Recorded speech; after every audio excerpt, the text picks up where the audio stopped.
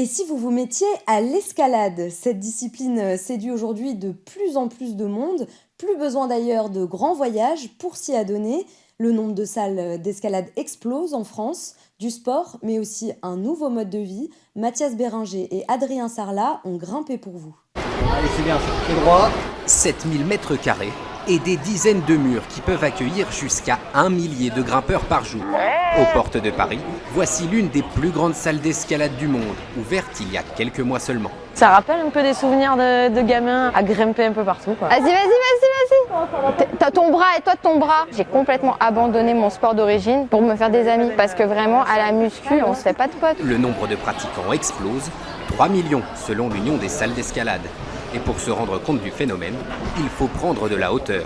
Des salles comme celle-ci, il en existe plus de 200 en France. Leur nombre a triplé en 15 ans et il devrait passer au-dessus des 500 d'ici 2025. Pourquoi un tel engouement? En grande partie grâce à ça. Ces images des épreuves olympiques ont fait le tour du monde. Et derrière elles, un élan sans précédent pour la discipline. L'escalade séduit.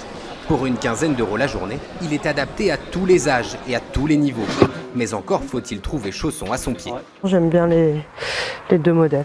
Dans ce magasin, il n'y a que ça, de 50 à 100 euros la paire. Faut trouver l'équilibre entre un chausson qui est inconfortable mais qui fasse pas mal. Pour répondre à la demande, Exit le matériel de vélo. Cet espace est désormais entièrement dédié à la grimpe. Tous les samedis, on fait 260 paires. Je dois avoir plus de 70% de débutants. Ça n'arrête pas d'affluer, on a toujours autant de gens qui sont là. 36,5, on est tout bon. Pour continuer de faire grandir la pratique, les propriétaires de salles ne manquent pas d'imagination. La nef.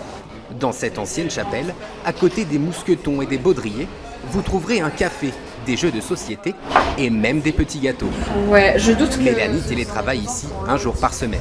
En fait, finalement, ce qu'on retient de la journée, c'est pas tant d'avoir travaillé, même si on était super productif, mais c'est d'avoir grimpé, quoi.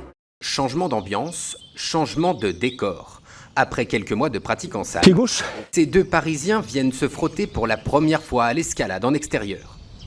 Le froid, le chausson, je trouve ça difficile. Ça fait du bien de les mettre au chaud. Il n'y a jamais eu autant de grimpeurs en forêt de Fontainebleau. Quand même, là-bas, c'est quand même de brosser les prises. Une aubaine pour ce moniteur, même si la cohabitation avec les nouveaux grimpeurs n'est pas toujours évidente. Reproduire les codes de la salle à l'extérieur, c'est pas une bonne chose. Musique, matelas partout en fait. Et des fois, c'est juste invraisemblable. T'arrives, toutes les prises, il y a ça de magnésie dessus, pas brossé, rien.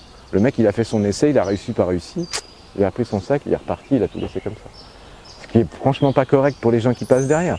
Jusque-là réservé au public averti, l'escalade est aujourd'hui l'un des sports les plus prisés.